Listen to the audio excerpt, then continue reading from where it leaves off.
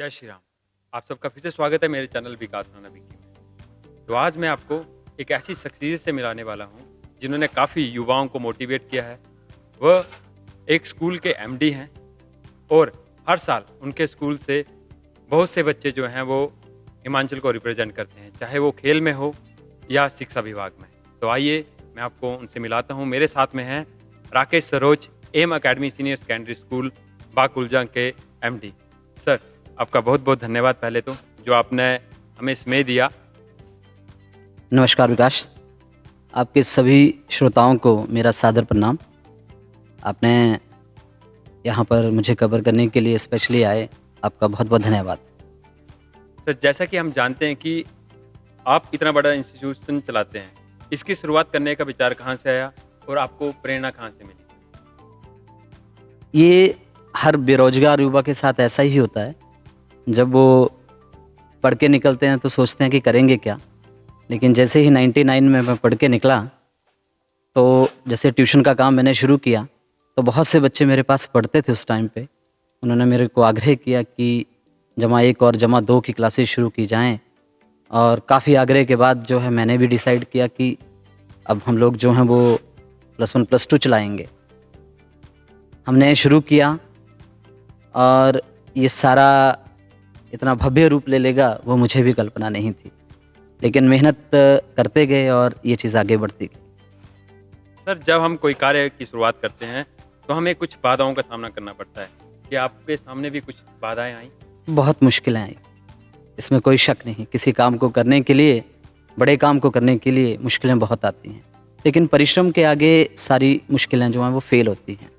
तो ऐसा ही हमारे साथ हुआ, हम परिश्रम करते गए और मुश्किलें जो हैं वो अपना रास्ता बदलती गई। सर, कुछ कार्यों को बेहतर बनाने के लिए, जैसा जब आपने कोई योजना बनाई हो और वो आपकी योजना के अनुसार ना हो, तो आप उस परिस्थिति में कैसे जो संभालते हैं? जी, सबसे पहले तो थोड़ा सा फ्रस्ट्रेशन आती है, गुस्सा आता है, लेकिन अपने आप को रिजुविनेट करता हूँ। दोबारा से कार्य करने के लिए सोचता हूँ, दोबारा मेहनत करते हैं, और ऐसा करने से हम अपने आप ही एनर्जेटिक दोबारा से हो जाते हैं। अब अगर कामों की बात करें तो सारा ये सहयोग होता है टीम का। एक टीम काम करती है, और एक टीम जो है, सबसे पहले अगर मैं बात करूं शुरुआती तौर पर तो राजिंदर शर्मा जी सबसे पहले मेरे साथ जुड़े। उनका मैं बहुत आभारी रहूँगा पूरी उम्र ताउम्र, क्योंकि उन्होंने मेरा साथ आज तक नहीं छोड़ा। तो निश्चित रूप से हम मिलकर उन समस्याओं को डिस्कस करते हैं। आज की डेट की अगर बात करें, उन्होंने 17 साल जो है स्कूल के लिए काम किया। अभी भी वो स्कूल के लिए काम लगातार कर रहे हैं, लेकिन मुझे थोड़ा सा गर्व है कि मेरी टीम बहुत अच्छी रहती है। काम करने में एक बार बोलने की ज़रूरत है, काम को बहुत अच्छी तरीके से करते हैं। अगर एडमिनिस्ट्रेशन पॉइंट ऑफ व्यू की मैं बात करूं तो अभी भी मेरी टीम जो है बहुत अच्छी है। प्रधानाचार्य के पद पर मिसिज आशू हैं, काफ़ी प्रॉमिसिंग हैं, एक्टिव हैं, इंफॉर्मेटिव हैं। वाइस प्रिंसिपल मेरी अपनी धर्मपत्नी हैं। जब भी कोई काम आता है, कोई मुश्किल आती है, तो हम सारे मिलकर जो उस मुश्किल को दूर करने का भरपूर प्रयत्न करते हैं और फाइनली सक्सेस भी होते हैं। सर, हमने आए दिन देखा है कि आप कुछ ना कुछ इवेंट जो है अपने माता पिता के नाम पे करवाते रहते हैं। हमने देखा है कि आप गौ सदन में भी काफ़ी दान वगैरह करते हैं। अभी रिसेंटली हमने देखा कि आपने अपनी माता जी की याद में एक बास्केटबॉल जो बहुत बड़ा टूर्नामेंट था वो करवाया। सर, दर्शक जानना चाहते हैं कि उनके पीछे क्या रहस्य है? विकास, अगर मैं बास्केटबॉल टूर्नामेंट की बात करूं तो मेरी मदर का देहांत जब मैं 22 साल का था तब हो गया था। उस साल मैं लगभग पढ़ के निकला ही था, अभी बीएड किया था कंप्लीट। मेरी माँ ने मुझे डेवलप होते नहीं देखा। उन्होंने नहीं देखा कि किस प्रकार से स्कूल आज जो है वो कितने बच्चे हो गए हैं, उनको पता नहीं। लोगों में उनका नाम याद नहीं है, क्योंकि आज से 20 साल से ऊपर हो चुके हैं। इसलिए मैं कोशिश करता हूँ कि मेरी माँ की याद में एक टूर्नामेंट हो, और हर साल जो है, ज़्यादा नहीं है तो 500-700 लोगों के मुंह में उनका नाम आए, तो मैं अपने आप को थोड़ा सा महसूस करता हूँ कि हाँ, कहीं ना कहीं मेरी माँ का नाम आ रहा है। वैसे ही पिताजी का देहांत जो है 2015 में हुआ, लेकिन उनकी उम्र जो है वो 75 प्लस थी। लेकिन फिर भी उनकी याद में भी हमने सोचा है कि एक टूर्नामेंट ऐसे ही युवाओं को प्रोत्साहित करने के लिए हम जरूर करेंगे। सर हमने देखा है कि जब कोई बड़ी पोस्ट में बैठ जाता है तो वो अपने माता पिता को भूल जाता है, लेकिन आप एक मतलब सबके लिए एग्जाम्पल सेट कर रहे हैं, एक बहुत मतलब हमारे लिए गर्व की बात है। निश्चित रूप से मैं सभी से निवेदन करना चाहूँगा कि अपनी पहले स्टेप को ना भूलें। अगर माँ बाप हैं तो आप कई प्रकार के लक्ष्यों को पूरा कर सकते हैं। और दुनिया में सारे रिश्ते झूठे हैं, लेकिन एक माँ बाप का ही सच्चा है। आपको कई जो हैं वो प्यार जताते हैं कि हम करते हैं, लेकिन अक्सर में वो करते नहीं।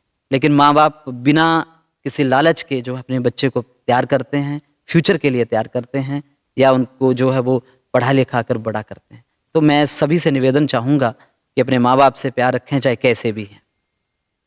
सर आपके कार्यकाल की संपूर्ण यात्रा में आपकी जीवन साथी अदिति मैम के बारे में आपका उनका क्या सहयोग रहा है, उसके बारे में आप बताइए। उनका सहयोग अतुल्य है। मैं किसी से भी उसकी तुलना नहीं कर सकता हूँ, क्योंकि 2007 में जब मेरी मैरिज हुई, तब से लेकर आज तक उनकी डबल ड्यूटी है, स्कूल में भी घर में भी। घर में तो मैं अक्सर कोई काम नहीं करता हूँ, मैं स्कूल का ही करता हूँ, लेकिन वो घर का काम भी मुझे तैयार करके भेजना है, बच्चों को तैयार करके भेजना है, और स्कूल में आकर पढ़ाना भी है। तो रही बात रिश्तेदारी में, तो रिश्तेदारी में भी वो बड़ी बखूबी जो है अपना रोल प्ले कर रही हैं। मुझे टाइम नहीं होता है तो वो मुझे पता भी नहीं लगने देती हैं कि जो है कहाँ पर क्या फंक्शन है, कहाँ पर जाना है, वो अपने आप जो उसमें डील करती हैं। तो इसलिए अगर मेरी स्थिति का जायजा करें तो 2007 से पहले की और 2007 के बाद की तो बहुत से आपको चेंजेस नज़र आएंगे, क्योंकि मैं समझता हूँ कि 2007 से पहले मैं कुछ भी नहीं था, और उसके बाद अगर देखें तो बहुत बदलाव जो है मेरे जीवन में आया है, और मेरे पूरे जीवन को ही बदल दिया है। तो धन्यवाद उनका भी, क्योंकि वो मेरे जीवन में आए। सर अभी जो है वो एग्ज़ाम आने वाले हैं, तो बच्चों के लिए आप कुछ कहना चाहेंगे। जी, बड़े 2 ही महीने बचे हैं बच्चों के लिए, लेकिन बच्चों से मैं निवेदन करना चाहता हूँ कि अपनी पार्टिसिपेशन को टीचिंग लर्निंग प्रोसेस में सुनिश्चित करवाएं। दुनिया का कोई स्कूल बच्चे को नहीं पढ़ा सकता है जब वो बच्चा अपने आप पार्टिसिपेट नहीं करेगा। और मैं समझता हूँ 30 से 40% अगर बच्चा अध्यापक के साथ पार्टिसिपेट करता है तो उस बच्चे की तरक्की को कोई रोक नहीं सकता। रही बात एग्जामिनेशंस की, अगर बच्चा पार्टिसिपेट करेगा, अच्छा टाइम देगा, तो वो नेचुरली ही इन आने वाले परीक्षाओं में सफल होगा। लेकिन आजकल थोड़ा सा मैं आपको एडिशनल भी बताना चाहूँगा कि हमारे बच्चों में, हमारे समाज में जो कुरीति फैल रही है नशे की, मैं उस पर बात करना चाहूँगा। नशा एक बड़ा धीमा जहर है, हमारी सोसाइटी को, हमारे जो छोटे छोटे बच्चे हैं उनको बर्बाद करके रख दिया। अगर इस पे जल्दी से अंकुश नहीं लगा तो ये बहुत भ्रामक रूप लेने वाला है, और इसके लिए हम किसी को जिम्मेवार नहीं ठहरा सकते। पुलिस वाले इसके लिए जिम्मेवार नहीं हैं, या कोई एडमिनिस्ट्रेटिव पार्ट इसके लिए जिम्मेवार नहीं है। इसके लिए जिम्मेवार हैं तो वो खुद है। अगर अपनी सेल्फ डिटर्मिनेशन हो तो नशे को जो हम दूर भगा सकते हैं। जी सर एक बात मैंने और देखी है आपकी कि आप जरूरी नहीं कि आपके स्कूल के ही कोई बच्चा अगर टॉप करता है या खेलों में आगे आता है, किसी भी फील्ड में आगे आता है, तो आप उसकी पोस्ट को शेयर करते हैं, आप उसको भी वैसे ही प्रोत्साहन देते हैं। तो इसके बारे में मतलब आपके ही, क्योंकि काफ़ी ऐसा होता है कि लोग जो अपना स्कूल चलाते हैं या कोई होता है तो वो सिर्फ अपने ही बच्चों को जो आगे लाता है। जी, पर ऐसा मैंने देखा है कि आप दूसरे बच्चों को भी वैसे ही प्रोत्साहन करते हैं जैसे अपने स्कूल के बच्चों को करते हैं। बिल्कुल। बच्चे सारे एक जैसे हैं। अगर हम इस तरह का व्यवहार रखेंगे तो अध्यापकों के ऊपर विश्वास थोड़ा उठना बंद हो जाएगा, विश्वास नहीं करेगा कोई भी। अगर हम हर एक बच्चे को सपोर्ट करते हैं, चाहे वो हमारे स्कूल का है चाहे वो किसी दूसरे स्कूल का है, तो निश्चित रूप से सोशल मैसेज बहुत अच्छा जाएगा और बच्चे भी इस चीज़ से थोड़ा सा मोटिवेट होंगे। और जैसा कि मैं अभी बात कर रहा था, मुश्किलें तो आती हैं। एक मुश्किल की मैं बात करूँगा, जब मैं नया नया स्कूल चलाया था तो मेरी बहुत कंप्लेंट्स हुई। और कंप्लेंट्स किस विषय में, क्योंकि अभी 23 साल का मैं युवा था तब, 23 ईयर्स में शुरू किया, तो कईयों ने रिटर्न बहुत बड़ी कंप्लेंट्स जो हैं वो बोर्ड को भेजी थी कि ये लड़का अभी बीएससी भी नहीं है और ये स्कूल कैसे चला सकता है, और बोर्ड को जो है इसके ऊपर चेक रखना चाहिए। हालांकि उसके बाद बोर्ड की टीम आई, उन्होंने मेरे सर्टिफिकेट्स लिए और वहाँ पे जवाब भी दिया था, लेकिन बाधा जो है किसी परिश्रम को रोक नहीं सकती। हम लोग जो हैं परिश्रम करो, बाधा अपने आप दूर हो जाए। सर एक प्रश्न, 2008 बैच से मैं भी हूँ आपका स्टूडेंट, तो काफ़ी स्टूडेंट जो है वो अब काफ़ी बड़ी बड़ी पोस्टों में, कोई डॉक्टर है, कोई एयरफोर्स में है, जो आपने बैनर भी लगाए हुए हैं। तो सर जब वो आपके सामने आते हैं तो आपको कैसा फीलिंग होता है, क्योंकि वो काफ़ी बड़े बड़े पोस्टों में भी हैं? बिल्कुल गर्व महसूस होता है और आगे मेहनत करने के लिए और दिल करता है कि ऐसे ही बच्चे हम अपनी सोसाइटी में जब तक जिंदा हैं तब तक भारत माता को, इस हिमाचल की धरती को जो है वो सिंचित करें। यही मेरी कामना रहती है, यही मेरी जो है दिली इच्छा रहती है। सर आखिरी प्रश्न, हमारा एक मोटिवेशन फिटनेस क्लब है जैसा कि आप जानते हैं, सर आप उसको आशीर्वाद भी दीजिए और आप क्या कहना चाहेंगे सर उसके बारे में? आपका वर्क वंडरफुल है, जिसको मैं शब्दों में बयान नहीं कर सकता। जैसा कि आप जानते हैं, मैं जज साहब आए थे तो उस दिन भी मैंने छोटा सा हिंट दिया कि फिटनेस क्लब जो है वो गाय के लिए रेडियम की पट्टियाँ जो है वो डाल रहा है।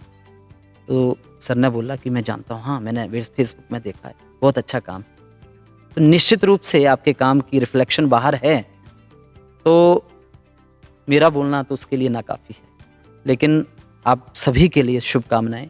ऐसे काम, सोशल वर्क जो है वो करते रहिए, चाहे वो युवाओं को नशे से छुड़ाना है, चाहे युवाओं को खेल के प्रति रुचि डेवलप करना है, चाहे धार्मिक विचार उनमें इंसर्ट करना है, चाहे और किसी भी प्रकार का वर्क होगा, और निश्चित रूप से मैं आपके साथ हूँ। सर बहुत बहुत धन्यवाद हमसे बात करने के लिए, अपना कीमती समय देने के लिए धन्यवाद। जय श्री राम।